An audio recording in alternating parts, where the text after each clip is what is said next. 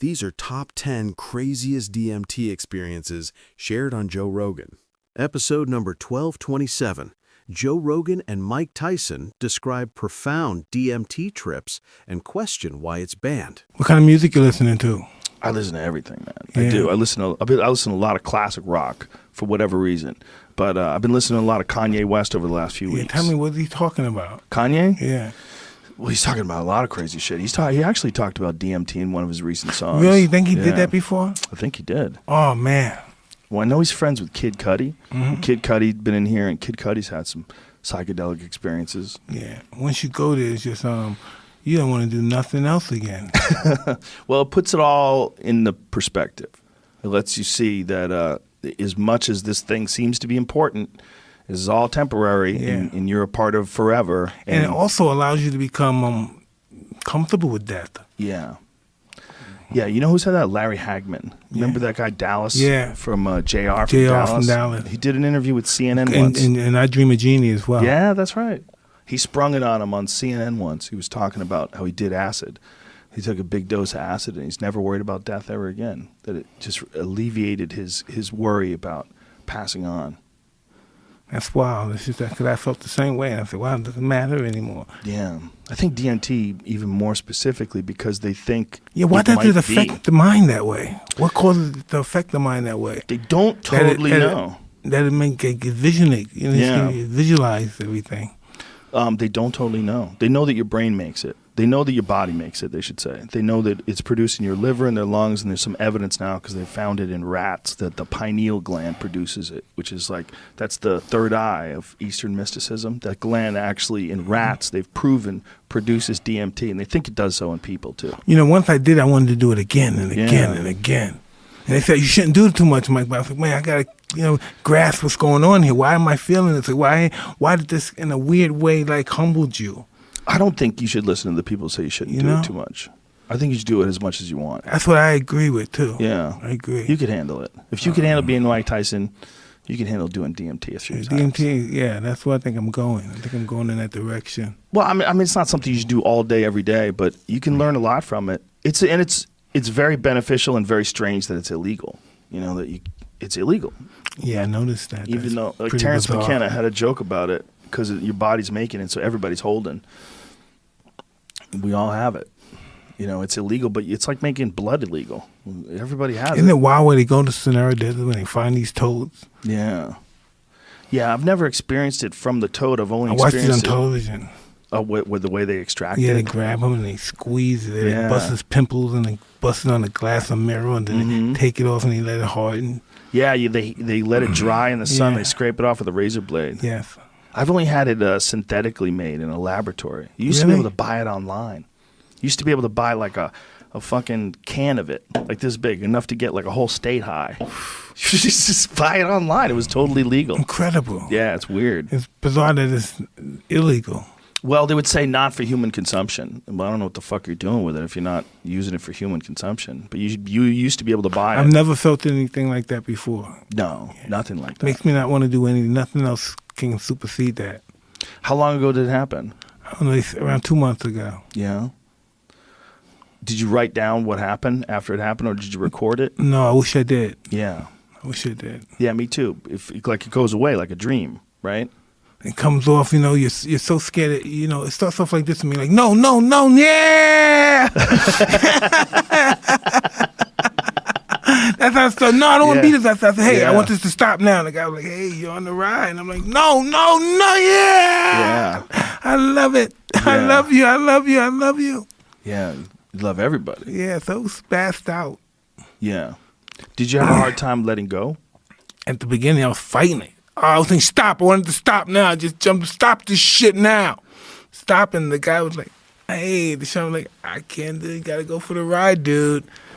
And it was like, oh, man. It's like I'm dying. Things are going in my face. I'm seeing the Aztec things. I'm seeing toads. I'm just seeing weird animals and things. They're just flying. It's like another chamber. It's boom, flashing. You're like, boom. Yeah. And you're gone. It's like a rocket. You taking off. Boom. Yeah, it's beyond your imagination. Yeah, it's inconceivable. Can't even explain it to no one. Well, I'm hoping that they start with psilocybin because I know MAPS. They're doing some great work with that, trying to get these things legalized. Especially they're doing MDMA studies with veterans and people with PTSD, and they're having great results. They're moving into psilocybin. They would love to get psilocybin legal, and it's up for ballot. I think it was in Oregon. Is that where it is? It's up for. I think Oregon is up for legalization this year, and it may be eventually in California as well. They may. How you think they're gonna do with that? It should be legal. It doesn't kill anybody. It should be. It's not a bad thing if they regulate it. If they make it for therapeutic use and just set up centers where experts can show. But they shouldn't make it prohibitive for people to own it or even grow their own.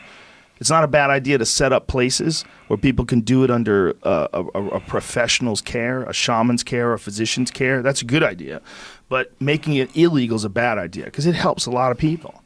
You know, people think of it as a party drug. They think you're going to do mushrooms and freak out and go fucking run around naked and, what's on mushrooms? I used to do mushrooms. I love mushrooms. I love mushrooms. Yeah. Well, psilocybin and DMT are very closely related chemically. All those really potent psychedelic drugs are very closely related. They all break down in some similar path inside your brain and give you that weird ego-dissolving experience. You know, that's one thing. Yeah, Episode number 989.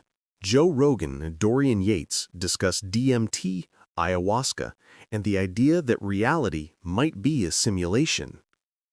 Now, speaking of smoking good stuff, how did you find out about DMT and how did you get involved? Because I read something about you having these positive DMT experiences. I'm like, wow, how strange is it reading about, you know, this massive bodybuilder now getting into psychedelic drugs? Well, and speaking openly about it. Yeah, first time I did ayahuasca was in Brazil. I met my wife who was outside. She lived in Brazil, so we went out to the Amazon. But this was like 10 years ago, you know? So people weren't really, not like now, people know what ayahuasca is because there's so much information out there, yourself talking about it, I'm talking about it. It's a ton of stuff on the internet. Wasn't so much then, but I heard about it. And I heard about it's this life-changing experience and all that stuff. So we were out in Brazil, and we got this guide, and I asked him for ayahuasca, and he's like, bring me these 2 bottles of brown stuff. I don't even know to this day if it was really ayahuasca, but I just got really sick and didn't see any great revelations apart from I got this thing in my head, stop poisoning yourself. But the night before, I'd been out drinking, getting drunk and everything. You know, that was my experience with that. Then a friend of mine out here in California, actually, I knew about DMT. I used to live in Amsterdam, and like I read the DMT spirit molecule and all that stuff, so I knew about it, but I had no idea to get this stuff or where you can get it from and everything. So a friend of mine got it, and that was my, you know, first experience of like leaving the room, so to speak, and leaving the planet. And then since then, I had some very positive ayahuasca experiences, but with a shaman and doing properly and preparing like 5 days of, you know, restricted diet and no sex and all these kind of things you do to prepare and also afterwards. So DMT is like blow the fucking doors off your perception and realize that this world we're in is like, you know, it's nothing. It's just a little illusion, right? There's so much more outside of it. So there was that. But with the DMT, I think it's like you got a computer with like so much storage space, and you got it's like 1,000 times more than you can retain. So you see all this stuff, and while you're there, you're like, ha ha ha, I know everything. Oh, yes. But when you come back, how much of it can you hold on to, you know? Right. So you've seen it, and that's like makes you look at everything differently. But the ayahuasca is over hours, so I feel like from the ayahuasca I actually benefited more. It was like going through therapy or something because it was much slower and I could digest it, you know? Right. So, but doing it with the shaman, I did it with a guy called Guillermo Avarello, and he's one of the top guys in the world from Peru. He comes to Spain a couple of times a year, so I did it with him. And yeah, it's probably, I don't know, it's probably 2 or 3 years since I did DMT, because I sat down one day and I said, right, actually I fasted for 2 days before, so I'll be like just in the zone. And I said, right, I'm going to sit down. I got my DMT here. I got my vaporizer here. I'm going to fucking smoke as much DMT as I possibly can till I till I go on and pass out. So I had that experience, and since then I don't feel any need to do it. I don't think there's anything more I can take from it, you know? I've had many people tell me the same thing. They had such a profound breakthrough experience that they're like, okay, I get it. Yeah, I had a crazy one in around 2008 or 9 or something like that, and I took a long time off. I didn't do it again till like 5 years later, maybe. Yeah, maybe, it's pretty maybe intense, man. I mean, the ayahuasca is nice because it comes in nice and subtle, and you go through hours of this thing. But DMT is like, last time I did DMT, and you feel very anxious when you like it's almost like you're leaving your body, and you're like, no, I don't want to, and, you know. Yeah. So you get that bit of anxiety. But once you go, it's okay. cool. Yeah. Yeah. It's cool. But have you done it more than one time in a day, like multiple times in a night? No, I just, just blasted it as far as I could go, and that was it. I've done it several times over the course of a few hours, and you're more comfortable letting go that way in some sort of a strange way, but it never gets less alien. Well, we had I'm not going to mention his name. I don't know his name, but we had an experience, me and my friend, a few months ago that I've never seen before, because usually people take DMT, they're very calm and sit in a chair, and you go off and you might start laughing, but you don't move much, right? And this guy, he just like freaked out, and it wasn't for 10 minutes, but for half an hour. My friend was a former MMA fighter. He used to fight with Shamrocks, so he knew wrestling techniques, so he had to hold this guy on the floor to stop him from hurting himself, because he was totally freaking out. So I could see the guy was going through something traumatic from the past. So today I messaged him. I was like, hey, did you ever find out what was that, because he said, yeah, it was from his birth.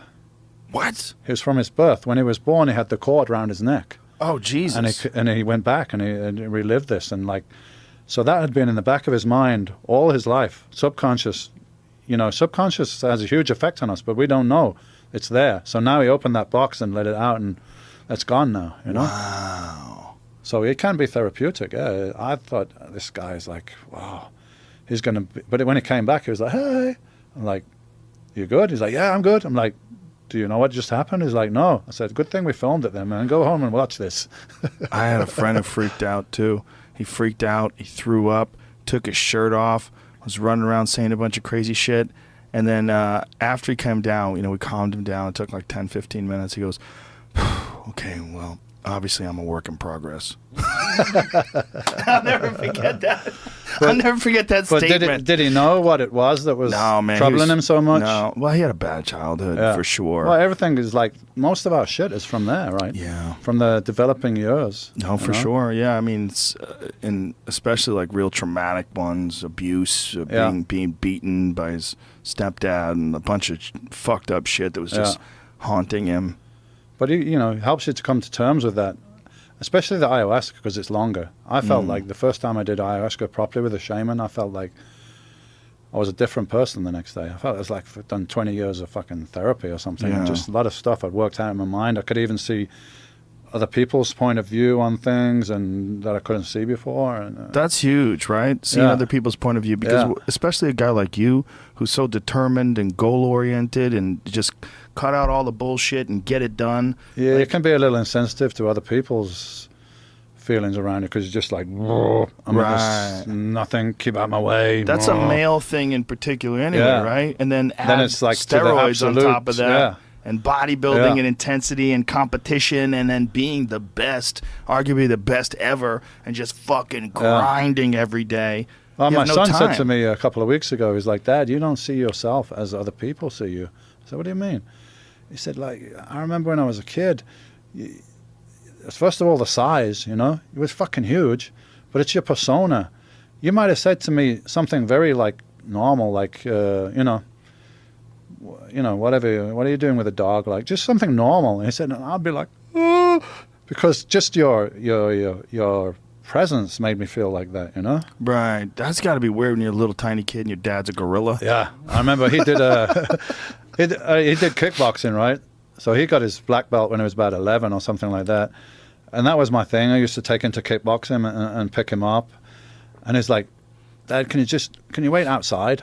I'm like, what do you mean? You want me to come in? And can you just wait outside? I'm like, you don't want me to come? It's like, yeah, but everyone's like freaking out and looking at you. And Well, it's got to be nice so now. I'm like, to no, be I'm fucking coming inside, man. semi-anonymous in crowds now, right? Yeah, yeah.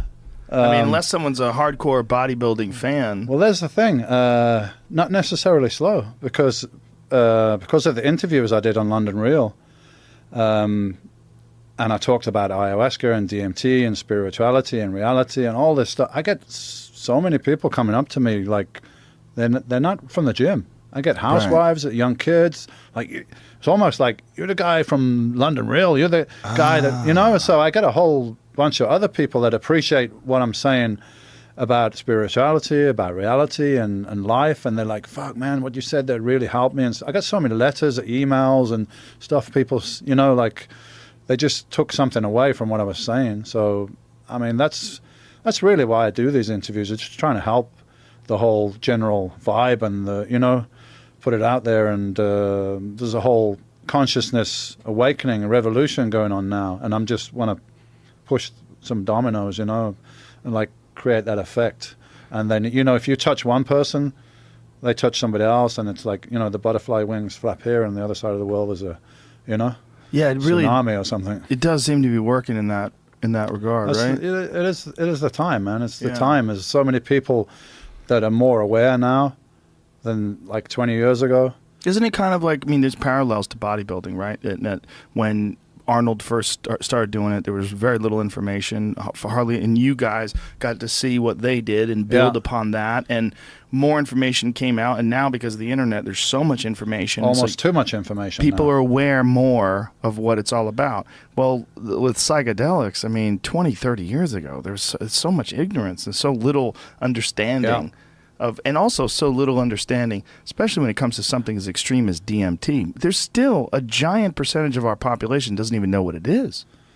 Yeah, they should all take it, especially the fucking politicians. I like to get those politicians, man, and fucking get them in a room and force them to take DMT and then see how they're going to behave afterwards. Yeah. How they're going to look at the world and treat people after they had that experience. I don't think you can be... so self-centered and unfeeling as most of them are after you've had that experience. I think that any breakthrough psychedelic experience, whether it's psilocybin or LSD or DMT, they're all pretty much, ego dissolving. Different road to the same place, Well, Terence McKenna used to say that DMT is the center of the mandala. The way I describe DMT is it's like mushrooms times 1,000,000 plus aliens. Yeah. And that it seems so titanically bizarre that there's like, I've tried to describe it to people, but I always say, look, I'm going to tell. You can't really do it, man. Yeah, I'm going to give you some bullshit words. Yeah, you can't really do it because you can't. There's no way. We don't have the words, right, to put it into words. You can attempt to. I went to this place. Well, it's not a place, but right. I don't have the word for it. The place is everywhere. Yeah, it's like, and there's colors, there's numbers, there's shapes, and people. Things, and there's like gestures. Everything is all one fucking thing. And what I noticed is like my breath was connected to it. I don't know how it happened, but I was in the trip and I went like that, and the whole thing moved. I was like, really? Let me try this then.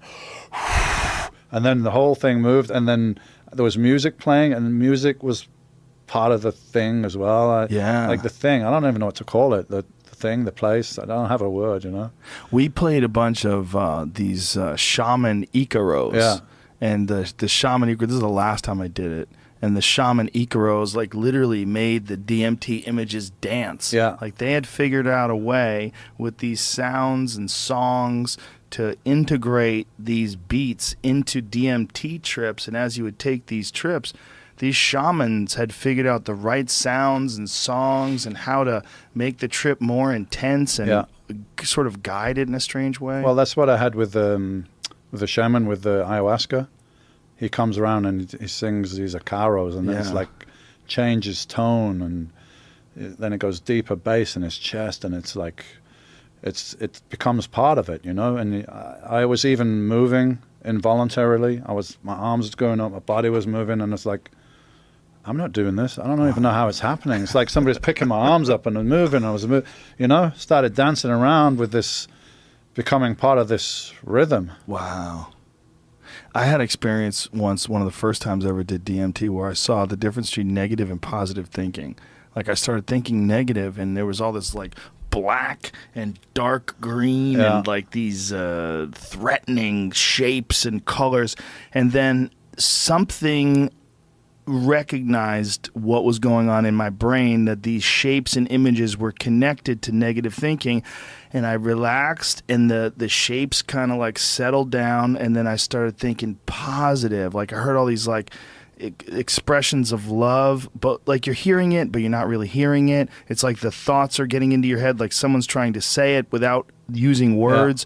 And then I started thinking positive, and from those dark images blossomed these like beautiful like geometric flowers and colors and impossibly spectacularly beautiful images. And I was like, oh, and I recognized in my mind there's an actual thing that happens when you think negatively, and an actual, it's not just some sort of an abstract everything. idea. You affect the program. Yes. You're in a program, and your thoughts, the program's coming towards you, and your thoughts are going, and it's interacting with the program. You know? And that's why conflict, like interpersonal conflict between people, can be so negative. It's not just as simple as you and some person getting into an argument. It's those dark images and those negative forces. It becomes a part of your system. I had exactly the same thing. So, but it was almost like a tunnel. I was in this tunnel, and it was the same thing. It was like, like all these images around and scary and everything. And I was like, instinctively, I knew to be very relaxed. Yeah. And I started laughing like, fuck you. You're not even real. You're not even real.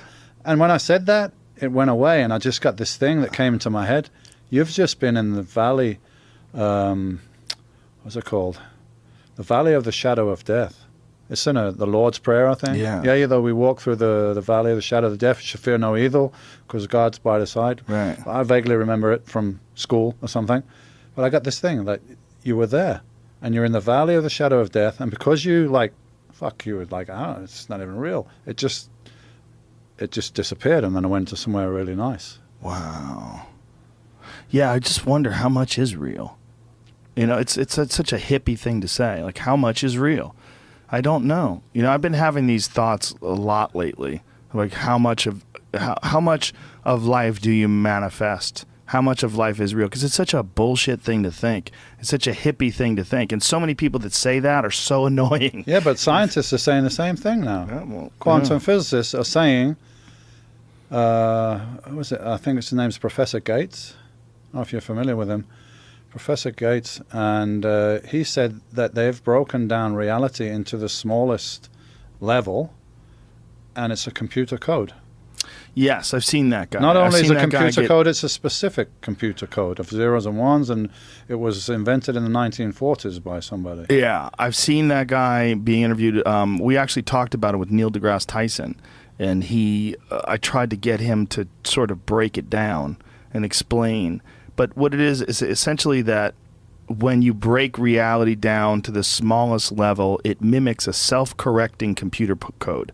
Not just a computer code, but a computer code that's self-correcting, which is right there. I just said a bunch of noises that I don't even understand. Yeah. You know, it's gone beyond my. But now you're getting spirituality and science. Right. It's coming together because the scientists are saying what spiritual masters.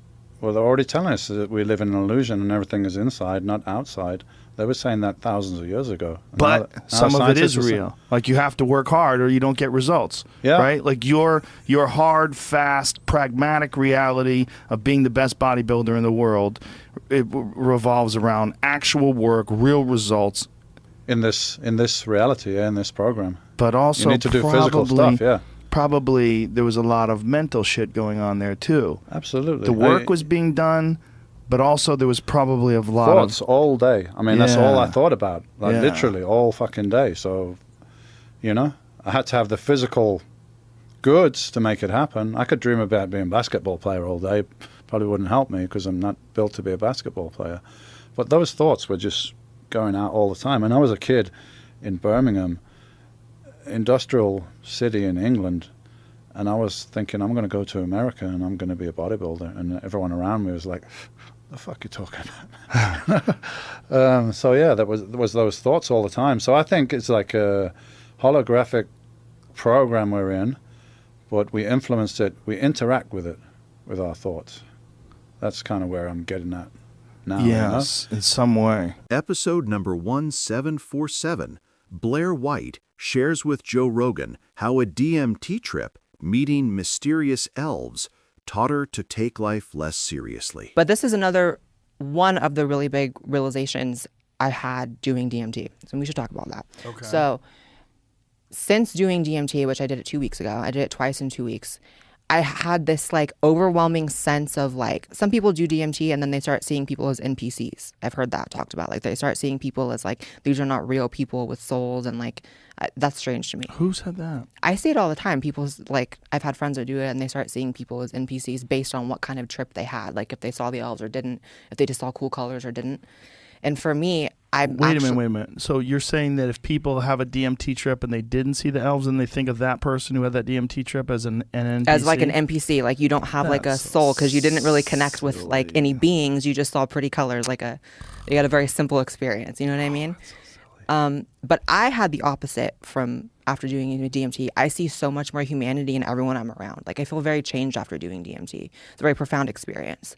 And like I'm just noticing more things about people. I'm being more aware of like their body language when they talk to me. And I think it was a very positive thing doing DMT.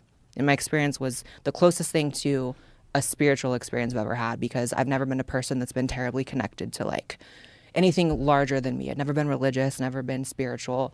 And I'd say it was the closest to like a spiritual thing for me. I think it is a spiritual thing. Yeah. I think it's an undeniably spiritual thing. And that's the thing about it, is like it forces you to think about love and connection and the bonds that people have with each other in a way that you don't get from anything else. The powerful experience of a transcendent psychedelic moment is it's not like anything else you experience in life, other than maybe like a near-death experience.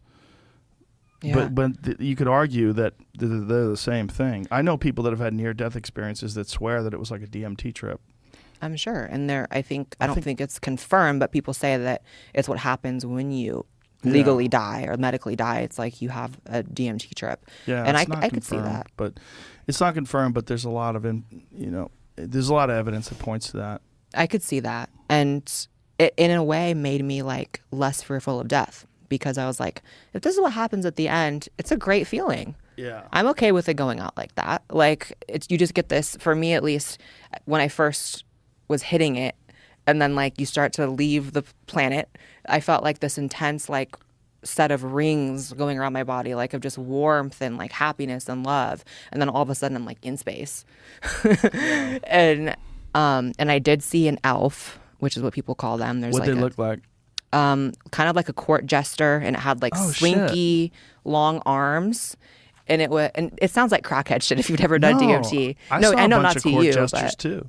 a lot of people have a shared like physical description of what these things look like. One of my most profound experiences, there was a bunch of court jesters give me the finger.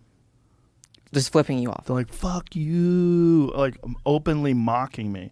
And I was like, what? Killing your ego. I realized I take myself too seriously. Like as they were doing it, I was like, I know what you're saying. And they went like this. Like chill out. That's it. I got it. Like while they were doing it, I was like, oh, I get it. And they're like, mm-hmm.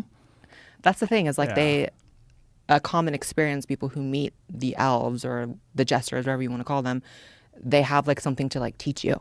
Yeah. So for me, it was kind of similar to learning not to take myself seriously, but it was more so, don't take life so fucking seriously. Right. Trust the process of life, because I'm someone who, even though I like to think I have my life pretty together, I still worry about everything so much all the time. I'm always stressed out.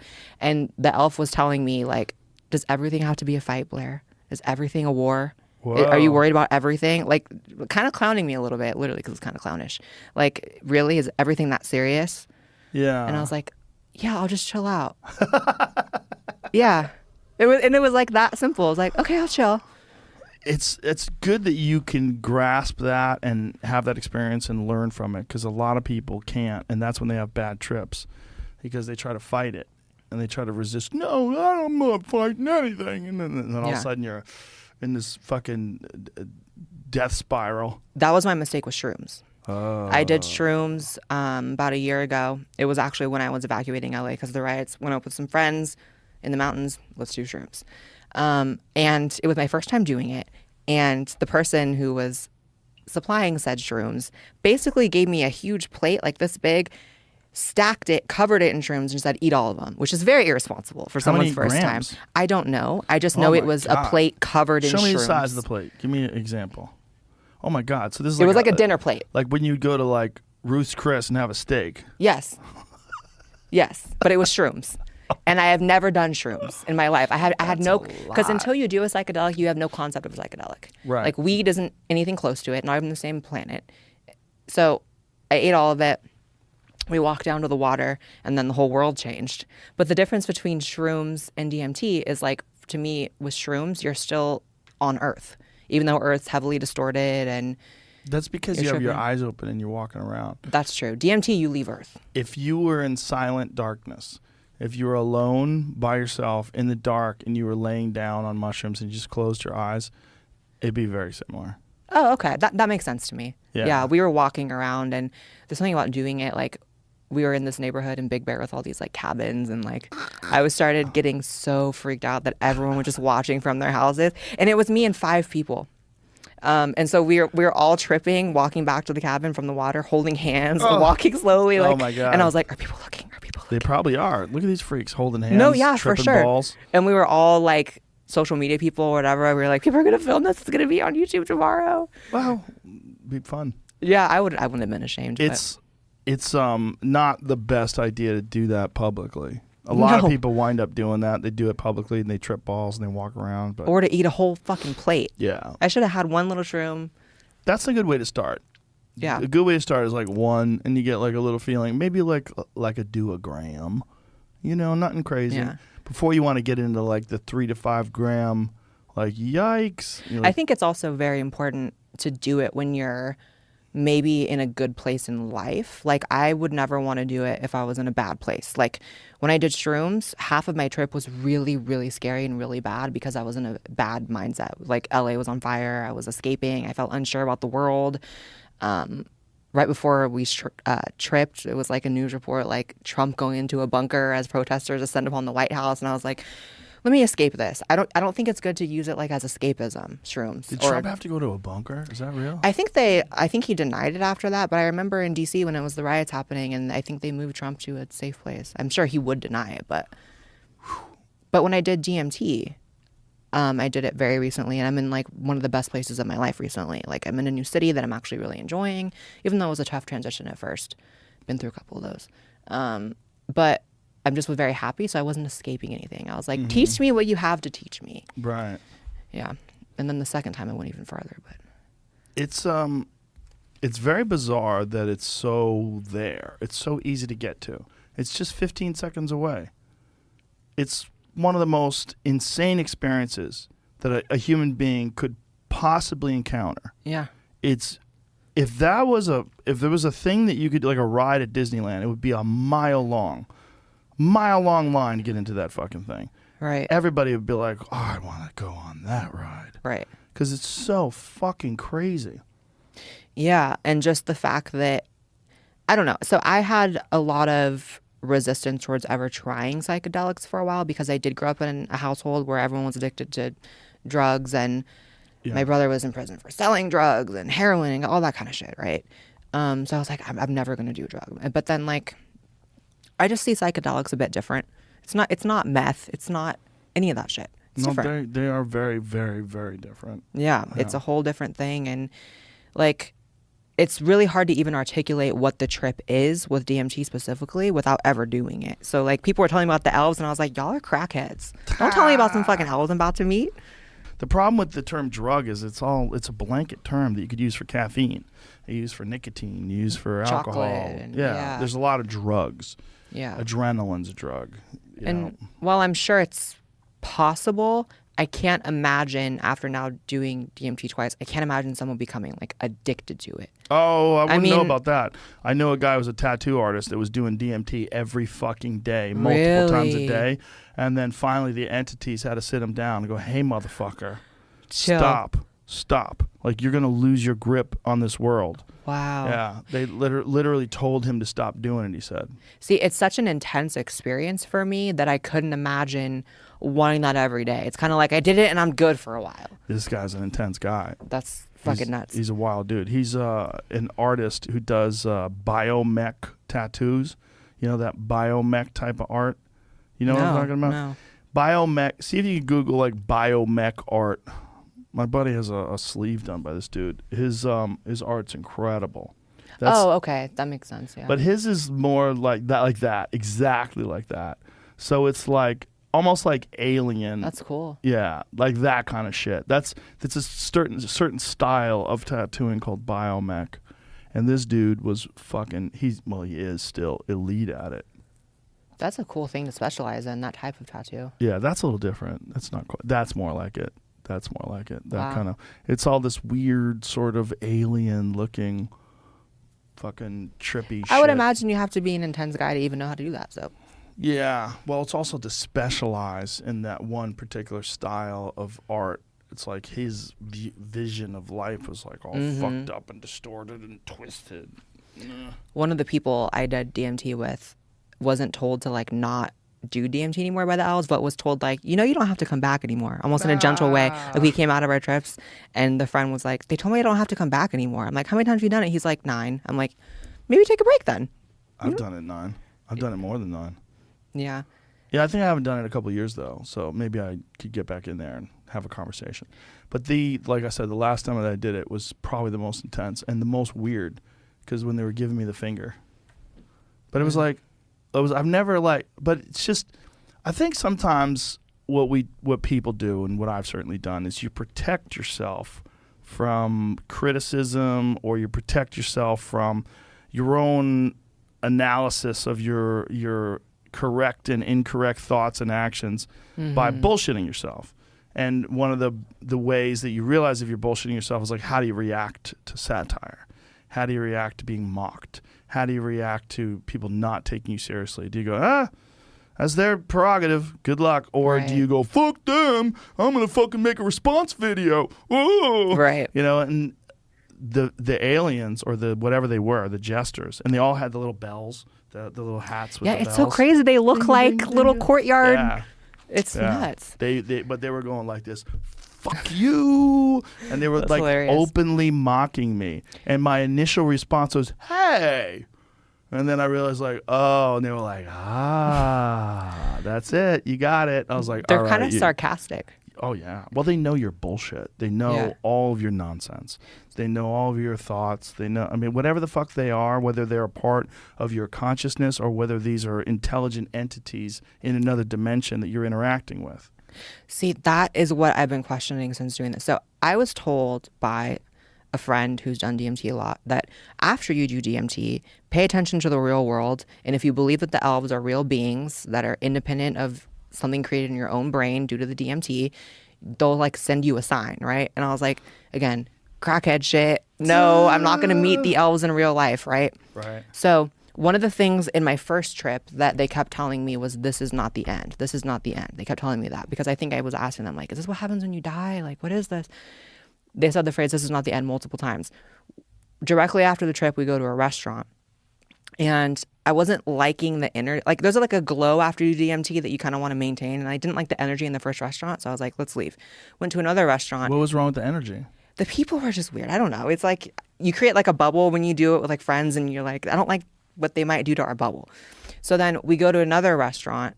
And there's a huge sign that just says, this is not the end on the thing. And I'm like, whoa. What? And then I looked at my friend who told me to look for signs. And he's like, told ya. Whoa. So I'm like, I mean, I'm not saying that I think that they really are beings. I'm gone back and forth between that. Episode 2135. Neil Brennan recalls his intense DMT trip, feeling trapped in God's imagination before finding healing through ayahuasca and MDMA. Episode 552. Kid Cudi recalls the moment DMT completely changed his surroundings, a trip so vivid he couldn't tell what was real anymore. Even the regular DMT trips I've had, they're intensely self-examinatory. Yeah. Like the insight that you have into your own life and your own world, your own mind is just it's scary because awesome. it's so clear. The clarity is so bizarre. Yeah, it freaked me out, man. I'm I'm not gonna lie, and I've done my fair share of acid. I'm big on psychedelics and DMT, some next level shit. Yeah, but I've had nothing like this, and you try to explain it and you can't, because there's nothing you can't find the words to explain sometimes what you see. And you're a little bit more educated about it than I am. You could probably find the words, Like sometimes you fucking talk like a scientist and shit. I'm like following, like, but It's bullshitting, trust me. But at the same time, like for people that might not be educated, it's still hard for me to put into words what I saw. But the reality is what you're seeing is everything literally melt down and deconstruct and reconstruct around you, and your eyes are wide open. And it literally, for me, that was the only thing that freaked me out. The fact that my eyes weren't closed, but my environment was completely altered immediately, almost before I could even exhale all the smoke. Before I was even leaning back on my couch, I mean, the room rearranged itself and became something else. And I felt happy. Graham Hancock is a very fascinating way of looking at it. And what he thinks, the way he described it to me, I never heard anybody describe it this way before, but it made total sense. He said, everyone says you're taking drugs and it's distorting your perception of reality, and that's what you're saying. He goes, that is a possibility. Another possibility is that, like a telescope needs to be tuned in to see a far-off star, that what you're doing by taking this chemical that your brain already makes, you're tuning in to something that's ordinarily impossible for you to see. And that there is this dimension that is around you all the time. And it is filled with intelligent entities.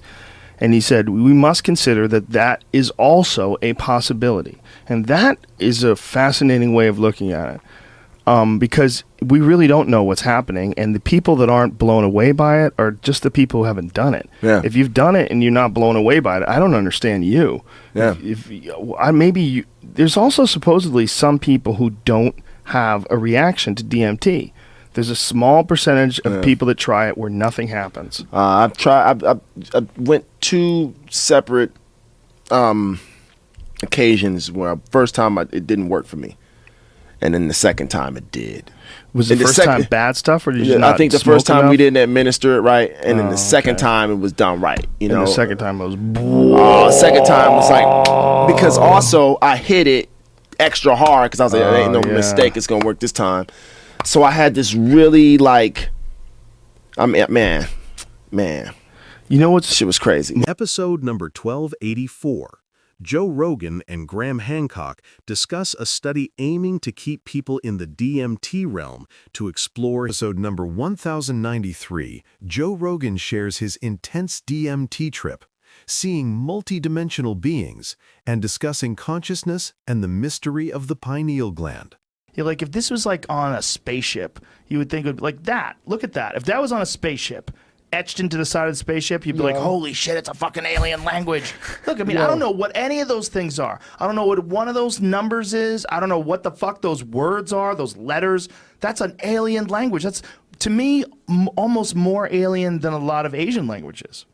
That looks crazy. Well, that's a reason to kind of doubt that somebody's translating it right. Like it's just like, oh, you looked at that gibberish and you saw that. Well, scholars, the whole thing with that is that these ancient languages, like all these stories came from these ancient languages. Like if you go way, way, way back to like ancient Sumer, like the Epic of Gilgamesh, there's all these Noah's Ark similarities. It's all There's a lot of stuff in all these ancient stories. It's all probably points to some real shit that happened. For sure. But along the way, just like what you're talking about with social justice warriors and how they behave like it's a religion, there's like a natural compulsion for people to be on a group and have that group have a very clear ideology. People have to work their way up to atheism if they want it, because that's like almost a luxury, I think. Yeah, I think you're right. And I don't know how to just... but I'll tell you what, I will say, the DMT shit...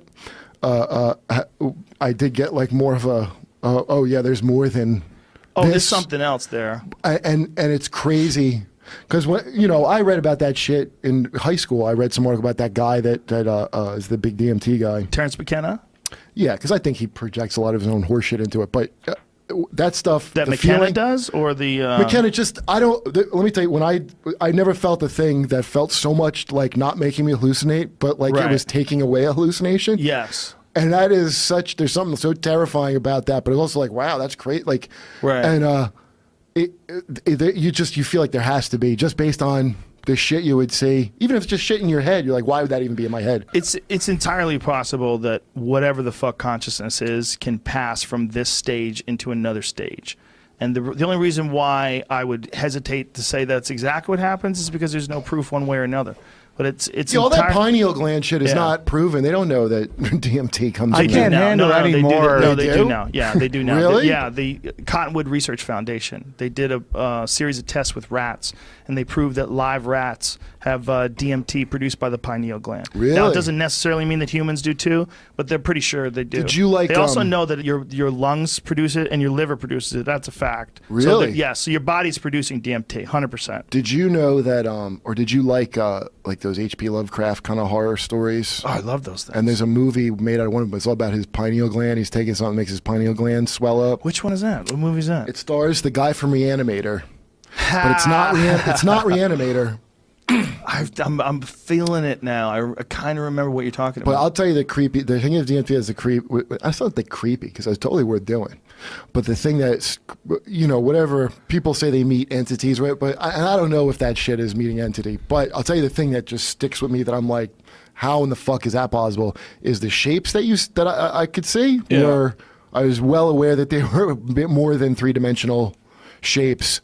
And it's so crazy to look at that and perceive it. And I'm Yeah. like, how on earth could I perceive this shape? And when I can't, and you can't come back with it, like, you know. Well, what I you mean? know Like, how you see it though in someone's art. Like, have you ever seen Alex Gray's art? Yeah, you see it's it? awesome. No, You haven't seen it? No, what is that? Pull up Alex Gray. He's a psychedelic artist. I mean, all of his stuff is basically Yeah. tryptamine-based art. And is it gonna he's a not be famous horseshit? guy. Because sometimes they're Oh no horseshit. no! He's brilliant. His stuff's 'Cause fucking. that is something. If his stuff's fucking amazing. draws for Oh Tool. yeah, that thing. For Tool. Yeah, but he that's draws- one of them. But yeah, he draws the covers for Tool albums. There's a ton of them, like that one. That one in specific. dude, that is that is- DMT. that's very DMT. That is DMT. Wow, that is hardcore DMT. Hardcore DMT. When you do DMT, you see that, and you see that in a way where it's so much more spectacular than anything you ever Yeah. see under normal consciousness. Is your body there? Like, are you It's like? not a body No. thing. You're not thinking of But your you're body. Your eyes yourself. are closed. I mean, I'm Yeah. myself. Yeah, you're yourself. Like, you look around. You're yourself. Dude, but if you you're open very your eyes, vulnerable. here's what's crazy. So if you close your eyes, it's like they're open somewhere else. And then when you open your eyes, you see at that reality one. overlaid over this. Tell me this one shit. didn't influence the Egyptians. Click on the one your cursor's on. No, Jamie. Tell me that didn't influence the Egyptians. What, this painting or the? No, that these kind of tryptamine Well, did they have that? images. Did they have DMT? 100%. Yeah, there was one of the things that John Anthony West did was Yeah. He was going over That's the a temple in wild- Man. yeah. The temple in Man is one of the structures. It's in Egypt. Mm-hmm. And it shows different parts of it are supposed to represent different corridors of the body, like different chakras of the body. Uh-huh. And that there was some evidence that the eye of Horus is really the pineal gland. Oh, really? And that's what that symbol is. Like, see if Google pineal gland eye of Horus. They think that they're so similar in the way they're shaped. It's entirely possible that that's what it's a very alternative thing. But look how it looks, how the thing looks on the right, the actual pineal gland, and look at the eye on the left. Whoa. Yeah. See that wing off the side and the way it drops down right from the eyeball? Boy, that's fucking similar. It's entirely possible that they figured that out somewhere along the line, that through yogic breathing methods or some sort of psychedelic drugs they found, that they were achieving a hallucinogenic state, and they were able to somehow or another isolate where that state is being initiated. And if it's being initiated endogenously by your body, like through psychedelic breathing, that's probably where it's being produced. Now, listen, That's why I don't they want call to it sound the like an third eye. Amos Schumer defender, but that looked coincidental to me. Yeah, it could be. Parallel thought. It could That be. look, I Pretty think certain patterns goddamn repeat close. over and over again. But that pattern is pretty fucking close. You might be right. It might be coincidental, but the fact that a straight line drops down right before the eye showed again, the straight line drops down right below the But eye, they didn't and know then what the the other thing fucking hooks to brain the did left. in Egypt. That's the No, thing. they did surgery on people in Egypt. Yeah, but Let's I see, thought. look at the thing on the right. Wait. First of all, I thought Egypt thought the mind was in the heart, and that's why they pulled the useless brain out through the nose when they mummified you. Like you're How do we telling me know their intent? You know what I mean? Like, how do we because know? the embalming techniques. Well, yeah, but that doesn't mean they didn't respect the the stuff you brain. kept. No, they didn't. Look. Well, I'm look it sure up. they didn't know everything about the human body the way That's people what I'm know saying. today. Why would they attach significance to something in the brain if they don't think that's Because where, I think through psychedelic drugs. I think when they were doing these heavy psychedelic drugs, which, by the way, were absolutely being used by then by tons well, of that cultures. I could believe, but Tons that I of could believe. cultures. Listen, because dude, this is the thing where that really blew my mind because I was looking. You don't want to even believe rumors. That's what's going on again. No, I looked. Did you ever look at somebody while you're You on won't be DMT? tricked Like you again. smoke it? No, I've always kept my eyes closed. Okay, well, the I Who. did that I won't be 2 times. fooled Close my again. eyes, and 1 time open my eyes and look at somebody, and they had 6 arms like a Hindu. Yeah, somebody else And was just saying. I might have this. been telling you this at the You comedy store. told me at the green room. What of is the belly your room. time perception gets broken Yeah. down, and that's the craziness. And so then motion looks like sick, Like but it, like Shiva. it looked like a Hindu thing, and I'm like, Yeah, wow. I that's imagine where it being on that comes from. stuff, and you see Yeah. something. I mean, it looked that looked to me so much like a vision from DMT. Yeah. Those 6-arm kind of gods. Well, dude, I collect that kind of art, like Buddhas and shit like that, like this kind of shit, because I saw this. I saw this image, this Yeah. exact image. I mean, this has a third eye and everything. A Right. sculptor made this for me. I don't remember homeboy's Really? name. Yeah, I wish I could remember it right now, but I don't. But yeah, sculptor made that for me based on this vision that I had high on DMT. I saw an infinite number of those. Really? I saw one hovering here, and then in every direction out from him, there was an infinite number of those, and they were all hovering and vibrating around me. So it's like Wow. fractal. Is it like fractal? Oh, it's 100% fractal. What do you it's think- geometric. What do you think? What do you think? Having done it, like, what do you think? Like, what do you think now of DMT after?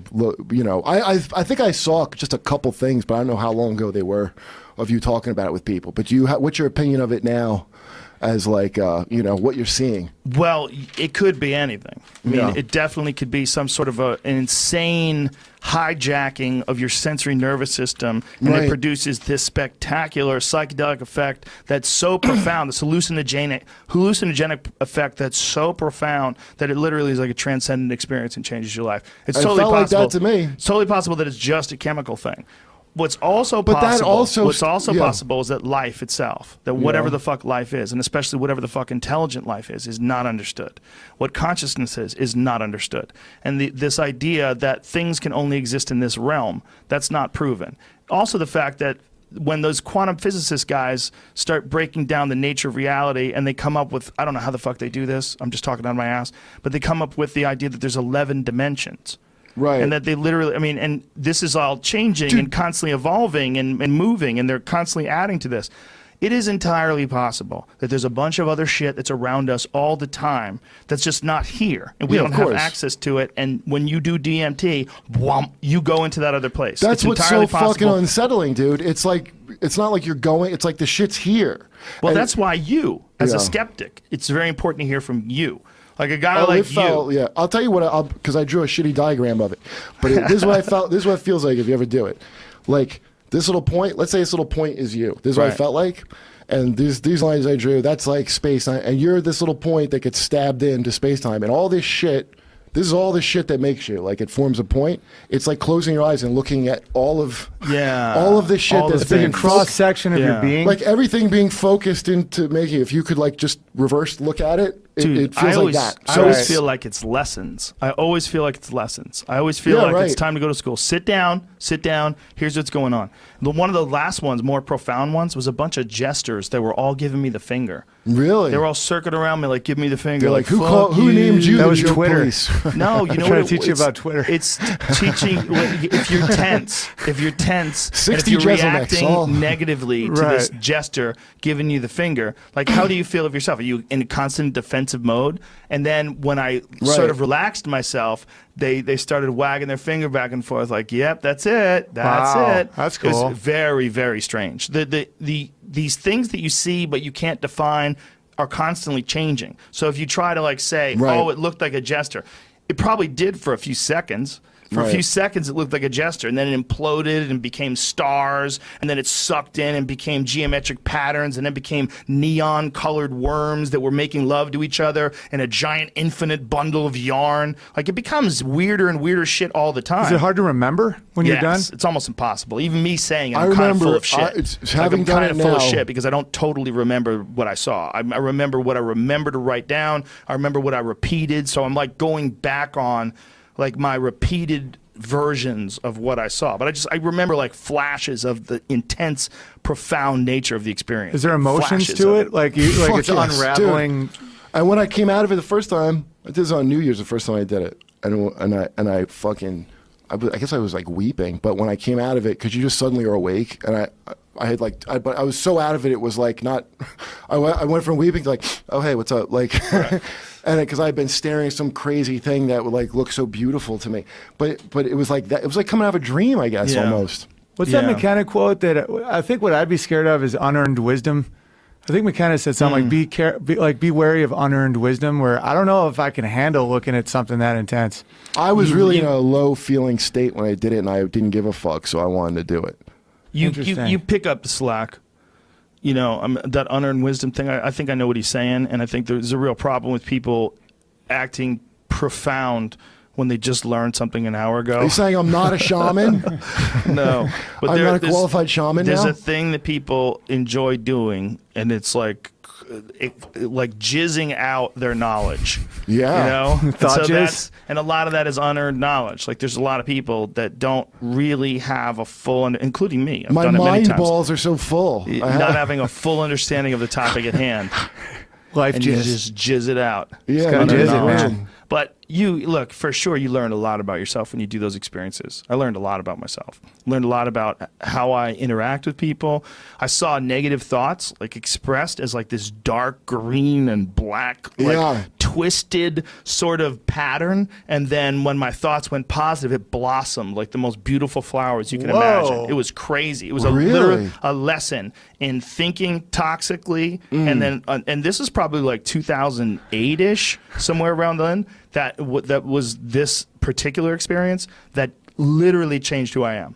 Literally changed how I talk to people, literally changed how I feel about people. Yeah. Watching a negative thought being expressed as this dark pattern, Right. and then the positive thought I just let it go like, oh, I see, I'm doing it to myself, and then boom. Right, yeah. And then you just relax and enjoy, like, this is so beautiful. And because you're looking at something so beautiful, that feeling of seeing beauty makes it more beautiful, and it's just getting more, and like tears are rolling down my eyes. It was a stunning experience. Dude, honest to God, it's easier to do that now besides that, but I know what you mean. Like, I wish that's I the could feeling. remember seeing Yeah. it though. I remember it happened, and I remember the dark green and black, but I remember so little of what I actually saw. It's a total recreation in my mind. Yeah. Which is a real problem with memory.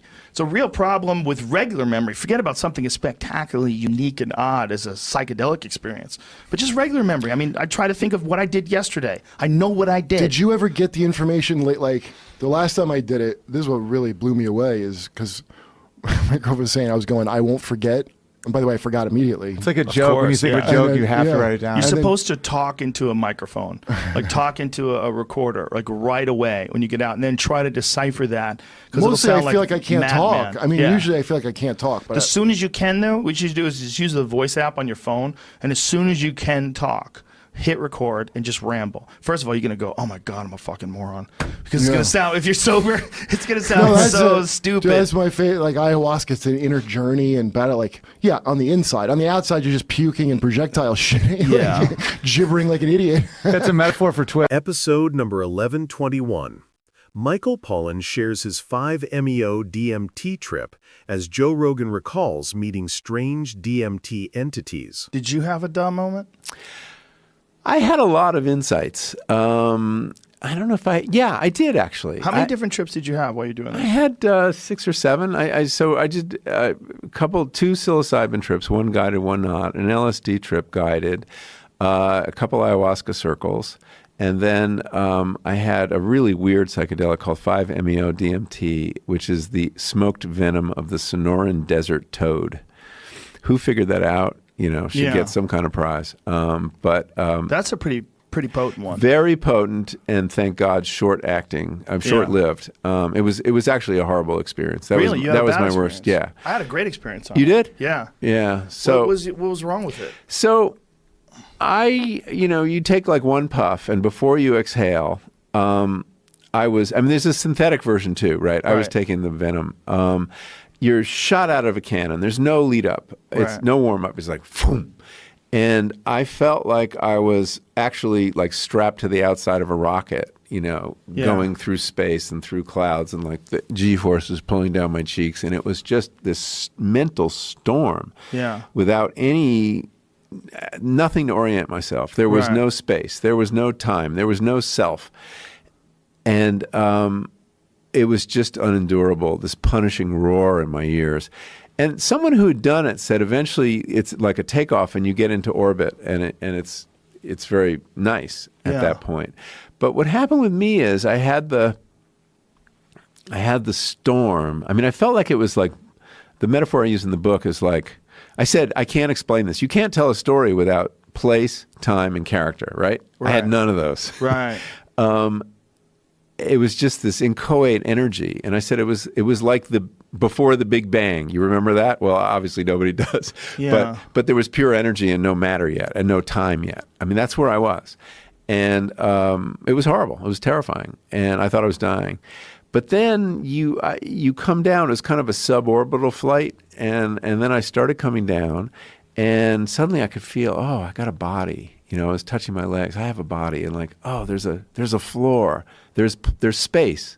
And then there's time. And the universe kind of reconsolidated. And I had this feeling of incredible gratitude. Yeah. Not just for being alive, which all of us have had at one point or another, but that anything existed. I was grateful for the fact that there is something and not nothing, because I'd seen what nothing was like. And so in that sense, it ended up kind of positive, but you wouldn't want to go there to have that experience. So subsequently, somebody said to me, a very experienced psychonaut who I was telling this story to, he said, you didn't have enough. That's what I was just going to tell you. Really? Yeah, because you only took one hit. You usually take 3. You take 3, and the rocket ride leads you somewhere. It takes you to the center of the you universe. take 3, 3, 3? 3 in a row. 3 in a row. Take the a same big time. one, blow it out. Take a big one, blow it out. Take a big one, and as you're taking the third one, you're already seeing the world crystallize in front of you. It already starts turning into geometric patterns. You put the pipe down, lay back in the chair, and you just shoot off to the center of the universe. The terrifying thing is you cease to exist. Like it's the one drug that I've ever taken where you're not there anymore. No. Even N-dimethyltryptamine, which is the difference between 5-methoxydimethyltryptamine is just an oxygen molecule attached to it. But N-dimethyltryptamine is incredibly visually stimulating. 5-methoxy is not. Yeah. It's just white. It was white. It was definitely. I don't know how I could have taken 3 hits because I hadn't exhaled the first one when I was gone. I don't know what you're. I only did the synthetic version of it. Yeah. You're doing this frog And the person version. I know who did the synthetic version had a very different experience, and they felt like they were installed in the firmament as this happy star. But I didn't get there, so who knows? I did something wrong. Okay. I don't think you did. I just think you had a different experience. And I mean, obviously, there's got to be some sort of chemical difference. I mean, you're probably getting other things in that frog venom as well as pure DMT. That's right. That may be it. Yeah. I mean, I don't know the answer to that. It's fucking frog spit. I mean, do you By know the way, how they get it too? no frogs were harmed in the making of this drug. It's excreted on the outside of their body. And what most people do can milk is them. Yeah, you rub them on a glass and then let it dry off, and then you scrape it off the glass and it then crystallizes. You smoke it. Yeah. I heard you just kind of squeeze them, and then it sprays the glass, and overnight it turns into, it looks like brown sugar. Yeah. It's an amazing thing. You're the first person who knows anything about it who has used to be able me. to buy it. It was legal till recently, 2011. Jug of this shit. Oh my God. Offline. I bought it from some company, American Chemical Company or something, and they send it to you. And I had enough to get the entire state of California high for several days because it doesn't take much. It doesn't. But it's not something you want to do very often. I don't think it has the same kind of healing properties? Because you're not bringing back information that's usable. I brought back a lot. You did? Yeah, I brought back a lot about myself. And one of the things that I realized, like as I recorded, what I would do is post-trip, I'd hit a tape recorder right when I became conscious again and start talking about the experience. And what I remember saying about the 5-methoxy DMT experience is like, as I'm trying to recount what happened, I feel my ego trying to retake hold of the situation and even use words in a way that might impress you with my ability to describe things. Or as you know, as a professional comedian too, I was aware that like a lot of what you're doing, you're saying things in a way that's pleasing to people so that they get excited about hearing you talk. And I was very aware of that while I was doing that. I'm saying I'm trying to explain things that are not possible to explain because the words that we're using were all invented for a world that doesn't exist in the DMT dimension. And once you break through, it is so profoundly alien that any words... And liberating? Yes. Yeah. Well, in a way, I mean, it may be really, truly realize that we are in a soup of atoms. And that it's not, there's not like Michael Pollan, Joe Rogan, and Jamie Vernon in a room. Here's a wood table. There's oxygen in between us. No, we're in a universal stew of particles. And it breaks those particles down, or at least it gives you a view into that. And you cease to exist, which is the most bizarre thing because it's so similar to N,N-dimethyltryptamine chemically, but so different in experience. The fact that you're not there. While you're doing regular, like N,N-dimethyltryptamine, which is the active ingredient in ayahuasca. Have you done that, the pure version of it? No, not the pure version. The pure version is like a very short, much more intense ayahuasca experience. I've never done ayahuasca. I've only done the DMT version. But by injection or no, smoking it. But what you get out of it is you're there while this is happening, and you're just blown away, and you're like, I can't that's believe true in what I'm ayahuasca seeing. too. You're present. But there's all these entities that are trying to calm you down. Relax, take it in, settle down. They're all trying to calm you down and that's alleviate. Helpful. Yeah, it's weird, you know, and they're also fucking with you. Like they give you the finger. Like I had a bunch of jokers that were like dancing around me, giving me the finger. Did you have machine elves too? I don't believe in that thing. I don't know what that is. Like McKenna had those experiences of machine elves. I saw it, what I described as complex geometric patterns that are made out of love and understanding. They seem to me to be like the building blocks of the soul all around you all the time. Wow. Like some just gigantic, impossibly large, infinite well of souls. Just these things dancing around you, and they were never one thing. They would be one thing for a second, and they change into something else, and then they change into something different. And the more profound the experiences got, the more profound the next one would be. And they kept saying, like, look at this. Like, but the words weren't real words. That's the other thing. It's like I'm saying the words, look at this. And I would have that in my head, but I never heard anybody say it. It was almost like it was triggering the concept of those words in my mind. Right. It's pre or post linguistic, some of these experiences. Episode number 1812. Doug Stanhope shares his mind-bending DMT trip. From alternate realities to life-changing insights. One of the wildest on Joe Rogan. The best thing is to get into the state we could just be Doug Stanhope. And I go, Doug Stanhope, you're on. And just push you onto the stage. And to get me into that state, I have to know Incorrect. what time I should Incorrect. not be No. shit-faced like I was last night. No. This is Don't the way. take 50 Cheers. milligrams. Come on. Take 175. Don't Let's take go 50 200. milligrams and then have Joe Rogan go, show starts now. Let's do fuck. mushrooms. Let's do mushrooms. I'm the scared show of them. on. I'm scared of them. Me too. That's the point. Come on, How long has Douglas. it been? Yesterday. I did do I For me? microdosed. I'm doing them all the time. All right. Small amounts. Exactly. I don't want to even say her name, but yeah, Carmen Morales. What? Yeah, she came out. What's her name? Don't say her name. She's a comic. Don't listen to me. If you don't want to say her name, don't say her name. Let's call her. She would want her name to be Boogie. said. No. No. She wasn't dealing She's drugs. giving you drugs. Yeah. Don't. You've given me drugs. Don't tell these fucking people. Can you black out the Joe Rogan experience and just say the experience? Doug Stanhope. Allegedly. Doug Stanhope. When the first time he and I did DMT, I was worried I lost him. I was really genuinely worried. Oh my goodness! You were gone. Oh my goodness! You had gone. Oh my like, goodness! You had gone to this snoring thing where I was like, do I lift him up so that he doesn't swallow his fucking tongue? I was like, oh my god, if I kill Doug, if the man show dies, because I give Doug DMT. It was dying. By the way, that we knew we were writing the last monologues ever, and that's what fucked me up. We've told this story every time, I'm sure, on your podcast. But we were at your house writing. We know this is the last of the monologues, and they're fucking just pap dredge, fucking awful. What's up, It guys? wasn't that bad. But by the end, it wasn't that when bad. we know it was it's just, fucking over and we're beaten. Yeah. Well, there was some. Last time you want to smoke DMT, my first time, like, all right, this sucks, and we're just getting through this, and then you want to smoke DMT, and then I go fucking into alternate realities. And then I come out of it 10 minutes later saying, I remember, I came out of it just saying, oh my goodness, oh my goodness, oh my goodness, because I've just learned the fucking... You know what else you said? You said, you've already seen this. You said that to me. Oh, you've already seen this. You've already seen this. I swear the picture of fucking Bill Hicks on your wall winked at me, and when I said that to the you... one with him and the lighting the American flag with a cigarette. Yeah, what you know, lighting the cigarette with the American flag. But I came out of it and I looked, and I swear Bill Hicks fucking winked at me when I said that to you. You went, fucking looked at me like cliche. But I swear that happened. No, I'm not even that big a Bill Hicks fan. You were just insecure because you had like experienced death.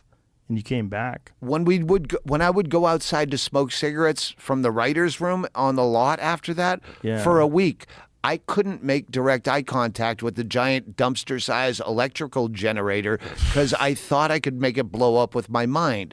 The wiring in my head was so... I've never done it since. People try to drop that off at the merch booth. I go, should do it never tonight. Again. We should do it tonight. Fuck no. Yeah, come on. Yeah, when man. I'm You're about okay. to when You're I'm gonna better. quit smoking cigarettes. You're better that now would be. because of that day. I don't know. Yeah, you are. You know why? Because you know that that's possible. You didn't know that that was possible. But it's hard to break up. Okay, I'm gonna write a bit about this that now I know is dog shit and means nothing. Because I've been through that experience where you go, this is all so fucking, life is so silly, but you still have to make a living by. But Doug just expressed that. You don't have. I've been doing that. But I know you have, but don't worry about that. It doesn't have to be dog shit and silly. It's you. You don't think about that. Think about you. Think about if you were like some 24-year-old guy working in a fucking newspaper distributor office. You had a bullshit job and you're allowed to listen to podcasts and you listen to you talk about your experience. Don't worry about like your own fucking weirdness in handling it. Worry about what it is. What it is like you died and came back. Like you really felt like you died and came back. When you came back, I didn't feel like I died. You said I to felt me, like I let me, knew. you said to me, Hearsay, Your Honor. this is what you said. You said life eats life. You said life just eats life. Life eats life. Life eats life. Wow. This is what you said. When you were coming out, you were like, life just eats life. Life just eats life. It just keeps going. It keeps going. Life eats life. Life eats life. I'm just trying to hang on. Life eats life. Life eats life. It's like, you've already been there. You've already been here. You've already been here. Ultimate And then knowledge. you're like, you took me to this place. You've already been there. I'll never forget that because I thought you were going to die. And I was like, God damn it. Nobody's ever died from this shit. I'm like, if Doug's the first guy to die, I'm like, he's like, maybe I like overestimated the RPMs that his fucking engine can handle and redlined. But you got through it. And that was the thing you kept saying. Life eats life. Life eats life. Life eats life. But the dichotomy of having to go from that supernatural experience in 10 minutes and then go back to, oh, wait, now we really have to try it finishing up these dumb monologues. Yeah, but that's okay Like, too. That's okay too because that's a unique challenge. That's like some weird thing we're doing. Like, what are we doing? Episode number 1501, Joe Rogan dives deep into the DMT realm with comedian Russell Peters, from microdosing to meeting interdimensional jesters. Have you been microdosing at all? A little bit every now and then. Want to do some right now? I've never done it. Oh, okay. You know, I'm the CCO of a company that does... a microdosing company? Yeah. It's How do they do that if it's all super illegal? Well, no. So what it is it's a company called Red Light Holland. Okay. And it's the truffle. The truffle. So it's the top, the mushroom cap is the illegal part. What? The stem, which is the truffle, is not illegal. They're going to jail. Okay, listen to me. So we're in That the shit's all process. illegal. We're in the process of getting it all legalized and done the right way, and it'll be available in the Netherlands first, microdosing, and then eventually we're hoping it goes the way of marijuana. Well, I think it can. Right now, everything's in flux. Everything's all fucked up right now, and particularly in California. Chappelle wanted me to do mushrooms with him. He said, you got to do mushrooms. I go, I've never done it. Because you got to do it with me and John Mayer. I'm like, Whoa. I'm like, I don't know. It's heavy. Yeah, I go. What if John starts singing? Yeah, I go, you guys are both professionals at this. I don't want to be the guy fucking crying in the corner. Are you nervous about it? Yeah, I don't know what it does. So Just do a little bit. Just do a little. Do a little and you're fine. Yeah? Yeah, you just try it out. You do a little. Should I be alone when I do it? The first time you should do it with a friend. Who knows how to... Yeah, I would say just to take one cap. Just something light. You'll feel good. The mushrooms want you to like them. And so the first time you do it, they're going to welcome you. They're going to be like, oh, man, this is what you should be doing. Yeah. We're going to straighten out all your personal problems, all these little weird personality tics that you got, all this strange shit, trouble you keep getting yourself into. I fucking do, too. We'll help you. The mushrooms are going to talk to you. We'll help you. And then one day they're going to trick you into taking a large dose, and then you're going to meet the aliens. Then you're going to realize that this dimension that we live in it's connected to neighboring dimensions that are accessible through certain psychedelics. And then once you see that, you can never unsee it. It's regular life loses its seriousness. It loses like 20% of its seriousness. It's still serious, still regular life, but 20% of it goes away forever because you know that that's possible. You know that these other worlds exist and that other people are just out there running through their entire life from birth to death, and they never experience those worlds. And that's weird because like you're running around. Like I run into people because people know that I've done a lot of psychedelic drugs. So I'll run into people that know and they've done it too, and they look at you and they'll talk to you like, hey man, you know, I did this because of you. Like a buddy of mine said that to me the other day. You gave me the courage to try this psychedelic drug, and I was like, oh shit, what was it like? And he's like, what did he take? He took DMT. And he was like, that's a little bit more advanced, I would imagine. And this guy's he's a bad motherfucker. He's a Navy SEAL, but never had any experience like that. DMT What was his experience with it? Well, I mean, I would have to talk to him more in depth, but when everybody does it, what you get when they're describing it is just sort of like trying to use words to describe something where there's no references. It's not, the words don't work. You could kind of tell me what it was like, and I could kind of go, yeah, okay, I kind of see that because I've done it. But if I hadn't done it, there's no way. I have nothing. It's like somebody trying to explain their dream to you. Well, that's what's similar in that this stuff, DMT, is actually endogenous. It exists in the human body, and they believe that it comes out in your dreams. They believe that when you're dreaming, your body is releasing some of that stuff. They don't totally understand it, right? It's one of those weird things where they really only found out that mammals created in the pineal gland within the last few years. The Cottonwood Research Foundation, which is connected to Rick Strassman, who wrote that book, DMT, the Spirit Molecule. He ran a bunch of FDA-approved, I believe the only FDA-approved tests on DMT, where they shot it into people in a clinical setting. How did you consume it? Freebasing it. You freebase it. Really? Yeah. Like a fiend? Yeah, like a fiend. It's like a glass bowl connected to like a tube, and you light the bottom of the bowl. The DMT sits inside the bowl. What is the... It looks like a white powder, Okay. like a white, almost yellowish white powder. depending on which one you take. The 5-methoxy DMT is white, and then the other stuff was more like white with like a little bit of yellow to it. And you take it, it tastes like burnt plastic. It tastes terrible. And you take a big deep breath. You want to take like 3 big inhales. The first time I did it, I only took 1, and I just got to the door. I got like to the door of the DMT dimension. I was like, what is this? This is weird. It was really weird, but I didn't even know what weird was, because like 20 minutes later, I did a second one. And the second one, I took way more. I took like 3 big hits. And then it was almost like you're in a slingshot or a catapult.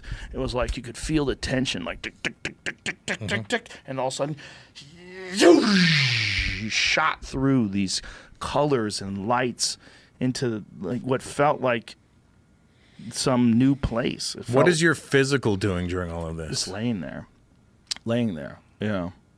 One time recently I did it, like the last time I did it was like a couple years ago. I opened my eyes in the middle of it. It was very strange.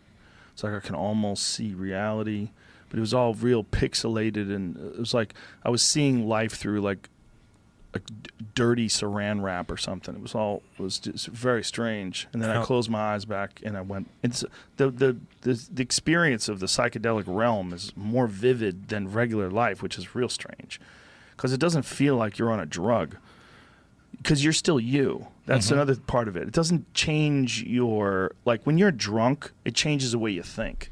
Like you think different. This is not that. This is like you think the same way, but you're being confronted with something that's insanely alien. Just alien to everything that you know to be true. And then there's all these things around you that seem to be alive, and they seem to be talking to you and communicating with you. The last time I did it, was a bunch of jokers that were giving me the finger. Like jesters. Gestures with, like, you know, they have the little bells. Yeah. They were all like shaking and giving me the finger and like spinning around, like going, fuck you. They were mocking me. And the thing that I got from it was like, oh, I take myself too seriously. I need to be mocked. And they were mocking me. And as they were mocking me, I relaxed. And then they like pointed at me like, you get it. Yeah. You get it.